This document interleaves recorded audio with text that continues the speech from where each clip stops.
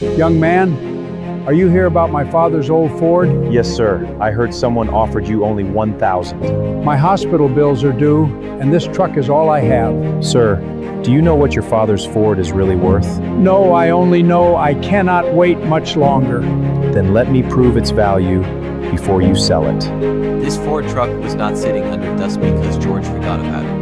It was sitting there because after his father died, George could not bring himself to move the last thing that still felt like home. When I arrived at that rural Texas farm, George was standing in a white hospital gown, still wearing his medical wristband, one hand on a wooden cane and the other resting on the dusty hood of his father's old Ford. He looked weak, tired, and embarrassed that I was seeing him like that. Behind him was the truck that had been parked for 15 years, covered in dirt, rust stains, old barn dust, and memories no one could put a price on.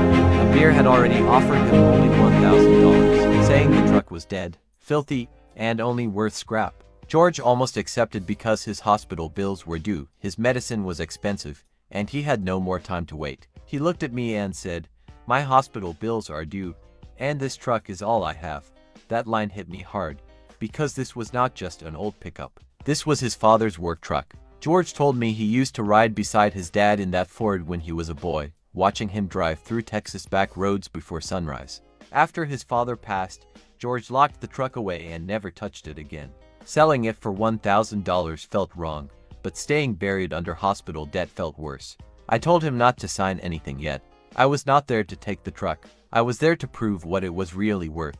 We opened the barn wider, wiped the windshield, checked the frame, cleared dust from the badge, and carefully searched the cab. The truck looked rough, but it was more complete than the beer claimed. The original trim was still there. The body had surface rust, but the bones were strong.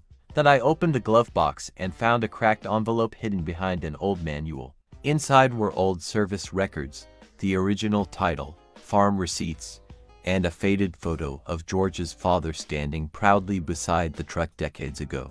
George's hand started shaking when he saw it. On the back of the photo, someone had written, "This truck kept our family going."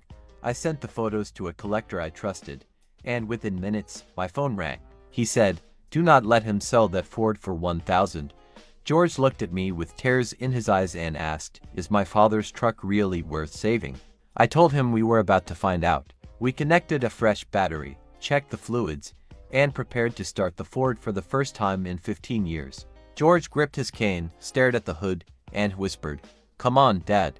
I turned the key. The engine clicked once. Then the whole barn went silent. Comment next if you want to see whether George's father's Ford finally came back to life.